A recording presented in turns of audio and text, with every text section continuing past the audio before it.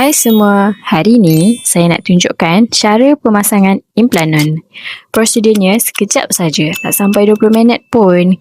Sebelum tu, mari saya kenalkan secara ringkas apa itu implanon. Implanon ini adalah salah satu alat kawalan kehamilan selain daripada IUCD dan pil perancang. Berlainan dengan IUCD, implanon ni ada hormon tau.